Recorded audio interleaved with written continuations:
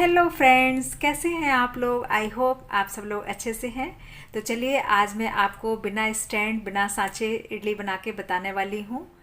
तो और मुझे बनाना था डोसा, पर मैंने इडली बनाई है। उसका डोसा ना बनाने का कारण बताऊँगी आगे।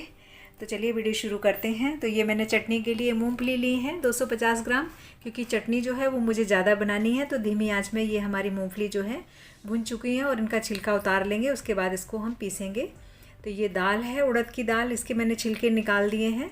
2 कटोरी दाल ली थी और 3 कटोरी मैंने मूंग की दाल ली थी और 1 कटोरी के मैंने चावल लिए हैं। तो वो सारे मैंने धुल के अच्छे से अब इन तीनों चीज़ों को मैं पीस लूँगी अलग अलग। मूंग की दाल का चीला नहीं बन पाया तो फिर मैं इसकी जगह कुछ और बनाऊँगी। देखती हूँ, मुझे बनाना था डोसा था, बच्चों ने कहा था डोसा बनाओ। तो डोसा देखते हैं बनता है कि नहीं बनता है। कोई वजह है जो मैं नहीं बना पाऊँगी, अभी आपको बताऊँगी। तो अभी फ़िलहाल में मैं ये वाटरमेलन मैंने काट के रख दिया है। तो इसको बच्चे खाएंगे क्योंकि मेरे पास काफ़ी सारे वाटरमेलन हैं। आपने देखा होगा कई वीडियो में मैं डेली काट रही हूँ। तो मेरे हस्बैंड जो हैं कम से कम 10-15 फल होंगे। धीरे धीरे ख़त्म हो गए, 2-4 और पड़े हैं। तो उनको डेली मैं काट के दे देती हूँ बच्चों को। तो अच्छे भी लगते हैं, ठंडे ठंडे तो खा लेते हैं। तो ये दाल जो है वो मैं सारी अलग अलग पीस पास के सबको रख रही हूँ। और मैंने मूंगफली भी पीस ली है।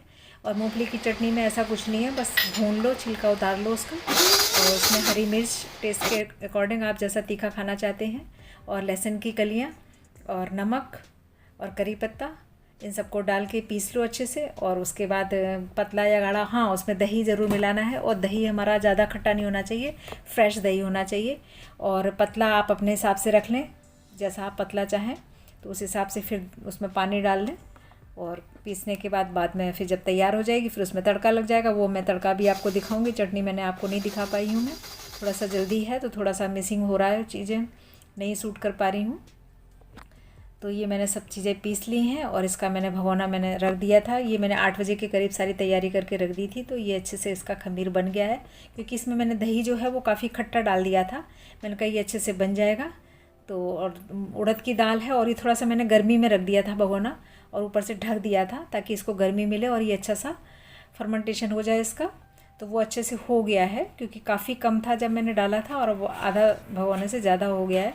तो ये मैंने उसमें जुगाड़ फिट की है। देखिए फ्रेंड्स, मैंने भगोने में पानी रखा है और आधे से ज़्यादा पानी रख दिया। पानी बॉईल होने लगा तो फिर मैंने थाली को ग्रीस किया ऑयल से, और उसके बाद मैंने जो खोल है वो इसमें डाल दिया, क्योंकि डोसा हमारा नहीं बन पाया है तो मैं उसका फिर इडली ही बनाऊंगी। हालांकि रेशियो जो है वो डोसे का है, पर इडली बनानी पड़ रही क्योंकि उस पर जो तवा है हमारा नॉन स्टिक, ये देखिए कितना बेकार सा हो गया है। फैल तो अच्छा सा गया, सिक भी गया, लेकिन बस वो उठ नहीं रहा है, उसमें से चिपक गया है क्योंकि इसकी कोटिंग ख़राब हो गई है ना तवे की।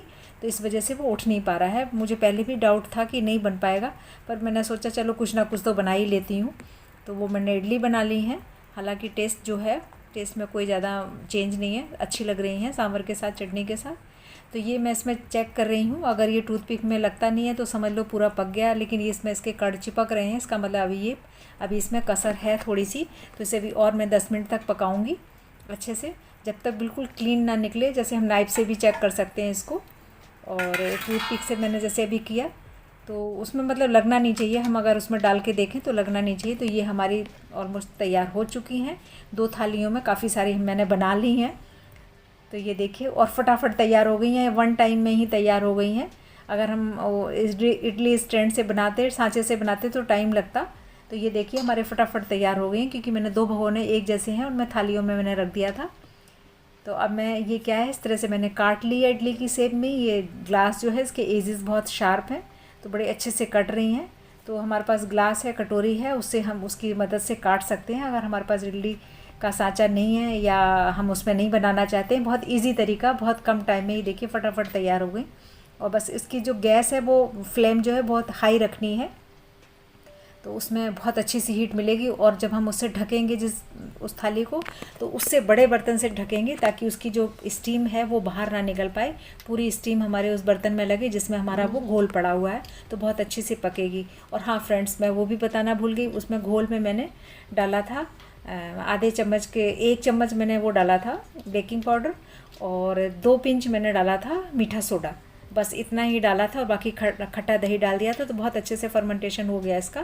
तो देखिए कितने अच्छे से स्पंजी बन गई हैं एकदम। तो इसकी कटिंग जो है वो फ्रेंड्स वेस्ट नहीं जाएगी, क्योंकि ये है तो इसी का ही पका हुआ है, सब कुछ है। तो इसको मैं ऐसे ही सांभर में डाल दूँगी तो ये भी टेस्टी लगेंगे, कोई इसमें टेस्ट में फ़र्क नहीं आएगा। शेप चेंज है, बाकी मटेरियल तो वही है सारा खाने का। तो ये देखिए कितने अच्छे से बन गई हैं। तो ये मैं तैयारी कर रही हूँ अब सांभर की। तो ये मैंने सहजन की फली ली है, मैंने पास में मार्केट में पता किया, नहीं मिली तो फिर मैंने ऑनलाइन मंगवाई हैं। ये 27 रुपये की 3 फलियाँ आई हैं, सॉरी 3 नहीं 10 फलियाँ आई हैं फ्रेंड्स, बहुत महंगी मिलती हैं ये। तो इसके बिना थोड़ा सा टेस्ट में मुझे मज़ा नहीं आता, इसलिए मैं इसको ज़रूर डालती हूँ। तो ये मैंने अनियन जो है वो बड़ा बड़ा चॉप किया है, इसको छोटा छोटा नहीं काटेंगे। जब सांभर में इसके पीस दिखते हैं तो वो बड़े अच्छे लगते हैं, बड़े बड़े पीस। तो अब मैं क्या करूँगी, सारी सब्जियां जो है वो मैं काटूँगी। तो देखिए कौन कौन सी सब्जियां इसमें मुझे डालनी हैं। तो कद्दू के साथ साथ मैं इसमें लौकी डालूँगी। लौकी को छील लिया, धुल लिया, इसको मैं बारीक बारीक काट रही हूँ। तो भिंडी, कद्दू, लौकी और बैंगन। तो बैंगन में भी बीज नहीं होने चाहिए। और ये मैंने आमी रखी हुई है, हरी आमी भी डाल रही हैं।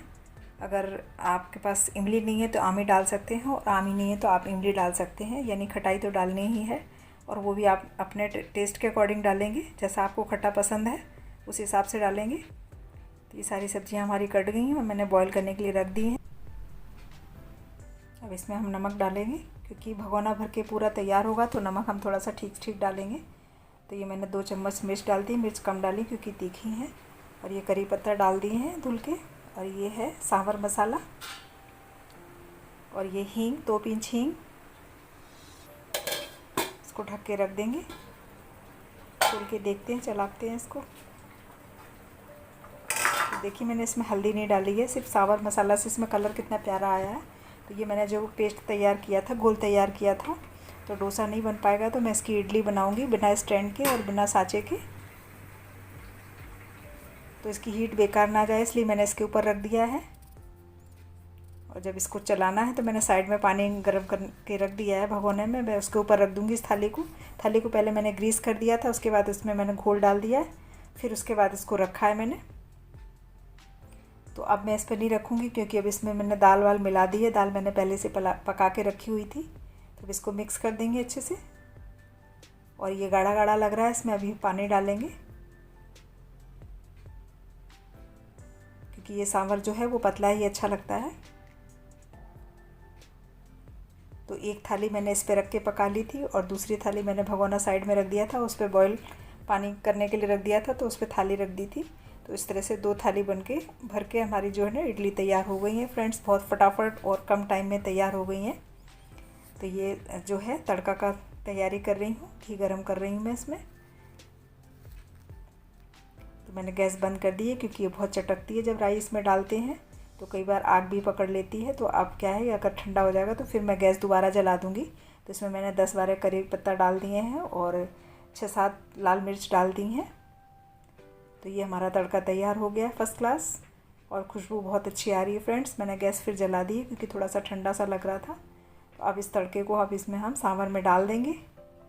तो देखिए फ्रेंड्स कितना अच्छा सा बन गया है ये, बढ़िया चटपटा सा।